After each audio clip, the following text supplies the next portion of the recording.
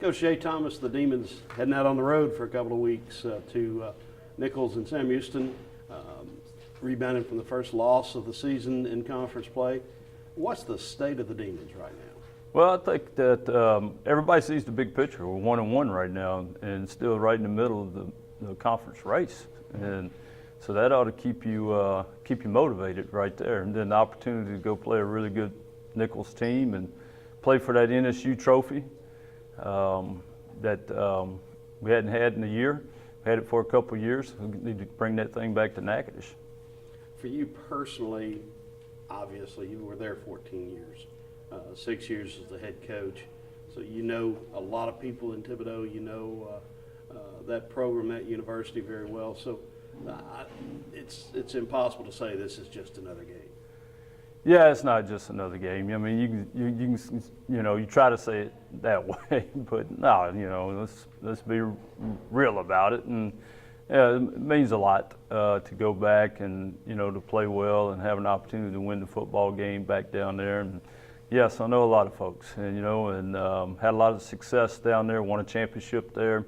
But you know what? That's what we're trying to get done here, and we got to go down there, and it's part of it. It's part of the process to go back. Now, I'm a business type guy. I always try to keep my mind on work and that type of stuff. So not try to allow all those, those things to really affect me personally. But I think that that's more for the fans, and I don't know if it adds a little more flavor to the game or not for the opponent, but maybe it does, maybe it doesn't. But I always look forward to going back down. Yes. Now there is one part of this rivalry that you have a great impact on, and that's the NSU Challenge Trophy. Tell the story.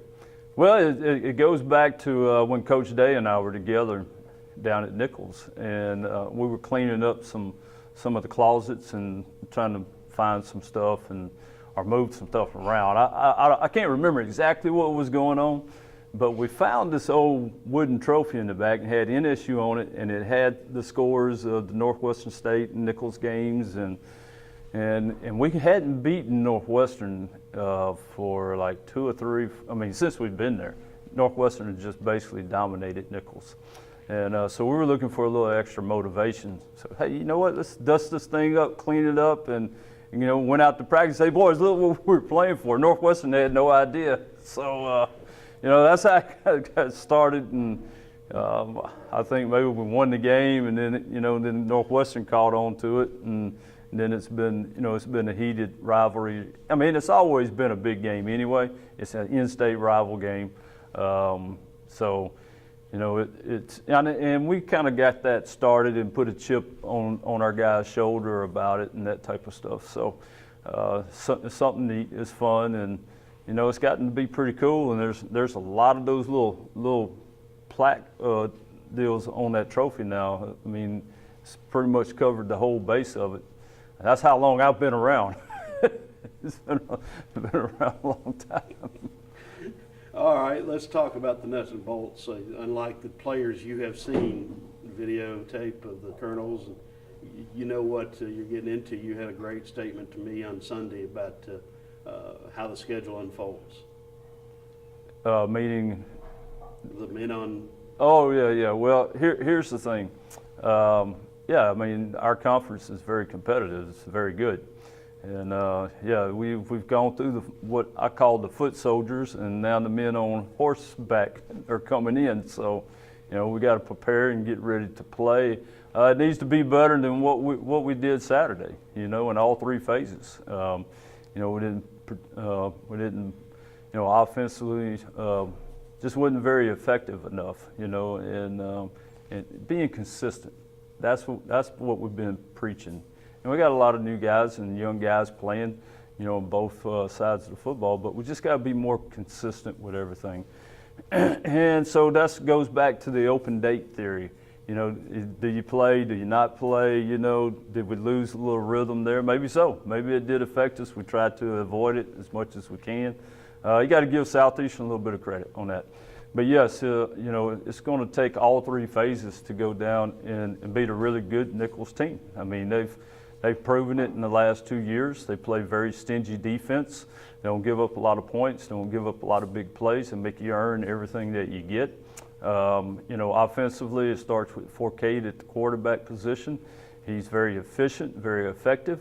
Offensive line-wise, they're very good up front. A bunch of guys have been playing together since they were freshmen. Now they're getting to be, juniors and seniors.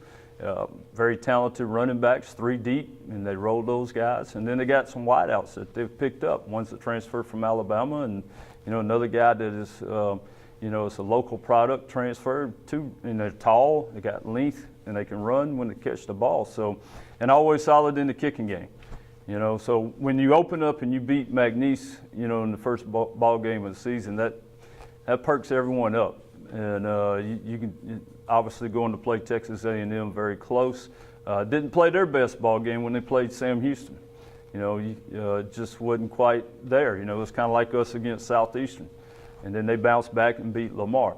So it's going to be a great game, and it's going to be talented, guys on both sides of the football. It's just going to come down to who's going to execute the best, particularly, at the right time of the game, and who can make the plays and win the field position battle. All right, one thing away from the football game, Thibodeau well, that kind of cooking well. If there was one thing that would be on your bucket list to have to eat while you were in Thibodaux, Houma, what would it be? Well, I'll tell you this, if I was in Houma, it'd be 1921 would be the place that I would go. And it's was always one of my favorite places. I'd go get gumbo, I could get crawfish, all those good things.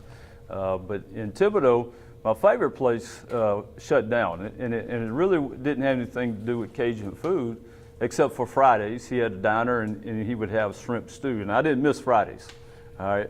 But he had the best ham and cheese po' boy. It was unbelievable, Mr. Larry Moron, and he really was a good friend and took care of me, and man, made me sandwiches on the bus rides on Friday. I'd stop by and get my little sack, man, it was unbelievable, ham sandwiches. But if I wasn't doing that, then a good buddy of mine, we call him, his name's Brett Morrow. He owns billboards up and down Bayou Lafourche, Bayou Signs, and a really good friend, and he's a great supporter to the Nichols program.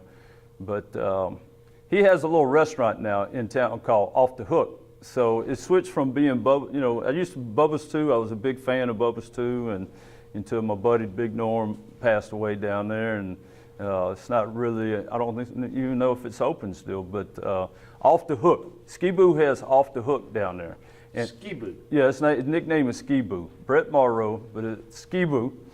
And yes, he has Off the Hook, and it's a drive-through, but you can get crawfish etouffee and shrimp etouffee, and you can get fried catfish, you can get fried oysters, you can get all these things. So that's where I would probably go. I would start at Off the Hook. No chance the team bus is going to go through the drive-through asking for Ski-Boo at Off the Hook, though, is it? No. No, I would like to be able to do that. It'd be a great story to tell one day. It would. If we win, I'm buying. All right, there you go. Sounds like a deal to me. All right. There we go. Thanks, Coach. Thank you.